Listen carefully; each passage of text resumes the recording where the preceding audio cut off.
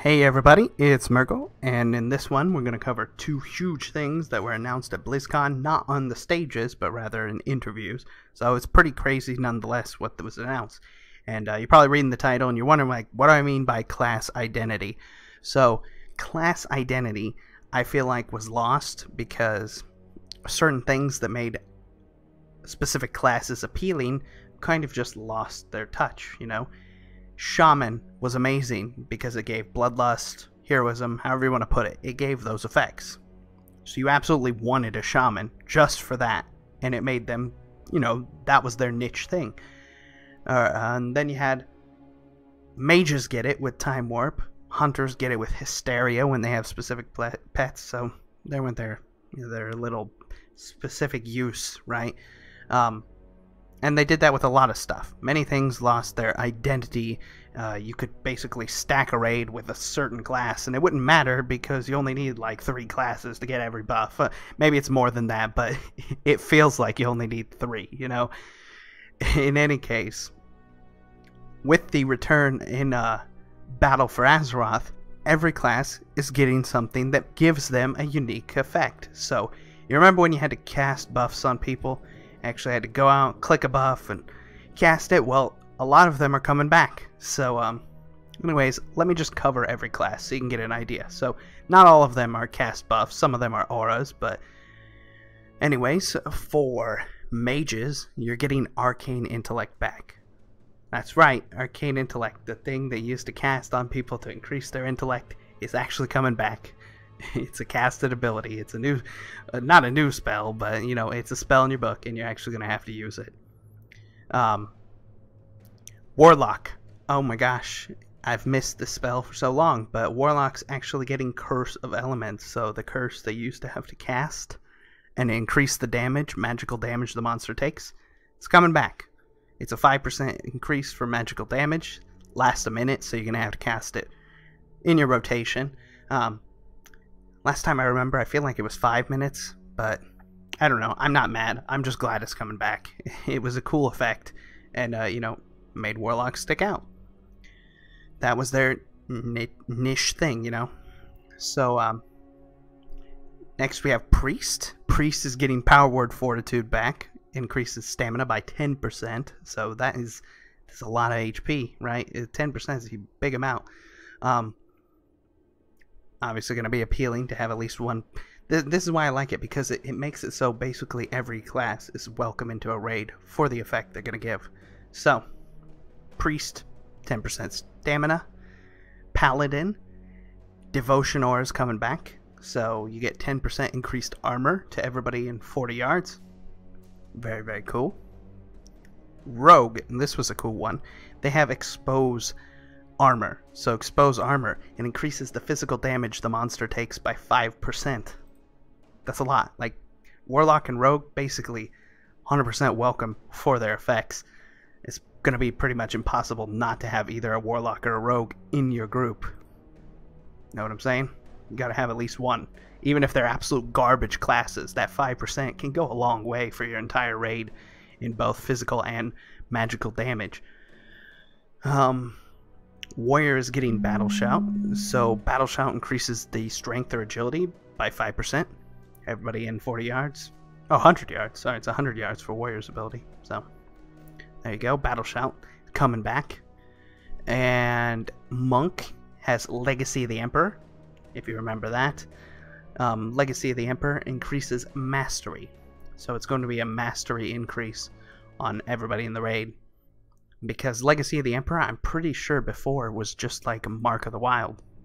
But instead of making them identical, they wanted to keep them a little different. So, Hunter gets Aspect of the Pack, and don't worry, I don't think it's like the old Aspect of the Pack. This is just a passive that increases everybody's movement speed by 15%. You're not going to get dazed, I don't think. So, that's actually good. They didn't reintroduce the daze effect. Death Knight gets Vampiric Aura, so everybody within 40 yards gets 5% leech. Demon Hunter gets Demon Speed, increases everybody haste by 3%. Druid is getting Mark of the Wild back, so Mark of the Wild increases versatility by 3%. And lastly is Shaman. Shaman is unknown, though I have a strong inclination to say that it probably has something to do with totems. They're probably getting totems back, and maybe the totem increases mana regeneration. I remember that being a strong one, because, you drop the mana totem, bam, you got mana regen. But I'm thinking it probably has something to do like that, because there's nothing that mentions anything like that. Maybe, I don't know, it could be a lot of things for Shaman, because they had so many totem buffs. Remember OP Wind Fury totem? But I'm just saying, there could be a lot of things with Shaman. I don't think they would give them something extremely overpowered so that you absolutely can't live without it, because most of these things are things you technically could live without. You don't really need these buffs. You could make a raid completely without them, but it does give some identity back to classes. And then next, yeah, you see it in the title probably, but Ulduar is getting a time walking raid in 7.3.5. So Ulduar was a fan favorite from Wrath of the Lich King. I made a video talking about the best and worst things, and I spoke about how the community overwhelmingly loved Ulduar, which I can agree to that. I love Ulduar. It was an awesome raid, I absolutely adored it. And so did a lot in the community, and yeah, they didn't choose ICC. They decided Ulduar was the time-walking raid from Wrath of the Lich King. And very, very interesting to see how this plays out. It has 10 and 25 man mode, obviously. Are they going to make it a scaling event all the way up to 25? Or are they going to make it a 10 man mode? Like, it could be a lot of things, right? Is it going to be a flex raid, or is it going to be a specific raid? Who knows? And on top of that, we know that Ulduar drops, you know what? I wonder. So, during current content, Wrath of the Lich King, it was 100% drop rate if you did No Lights in the Darkness, 25 man. So, it was 100% during that time. I don't know, and I don't think they would do that with Time Walking Raid. Because of course time walking is simplified. They make it a little bit easier. I didn't have any troubles with time walking Black Temple. Some of you guys told me horror stories, but I found it to be a cakewalk. So I can't imagine they're gonna make Ulduar all that hard either. That being said, you never know. It would be a really cool thing if they decided to add Mimaron to the drop table in the time walking version. This would not only encourage people to queue up for it, it would make it a way to obtain this mount again. Because let's face it, Mimaron's head is rare, don't get me wrong, but you just face roll it and eventually get lucky and it drops. It's not like it's challenging content by any means. You just come in here, zerg it down. A lot of cases, you save a lockout at Yogg, so you don't even have to zerg it down. You just come in and kill Yogg, and then boom, you have your chance at the mount. So, obviously, it's not rare anymore, in the sense that it's not hard to get. If they added it to the loot table, it would be really neat. Who knows? Anyways, I am looking forward to Time Walking. It is coming in 7.3.5, so this is not next expansion stuff. This is next patch. Very, very excited to do a little run through, re-experience this. This was honestly, one of my all-time favorite raids. I'm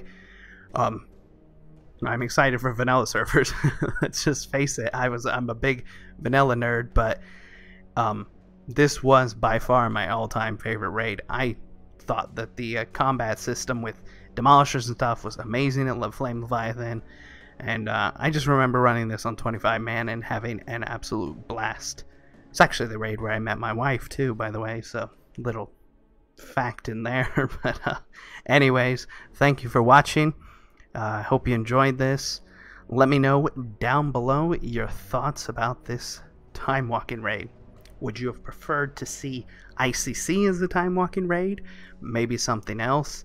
Maybe they just out of the blue decide to reveal the Encourage. No, not Encourage. What is that thing down there in the Azul Nura braid. They decided to reveal the Azul Nura braid that they were intending to make, and then boom, we have a new Time Walking raid entirely. It's not even Time Walking, it's a new raid, but scaled to level 80. They were supposed to make it. Very disappointing, never came in the game. I don't know, just a lot of things could be said about this, but yeah, let me know down below what your thoughts are. Thanks for watching. Bye-bye.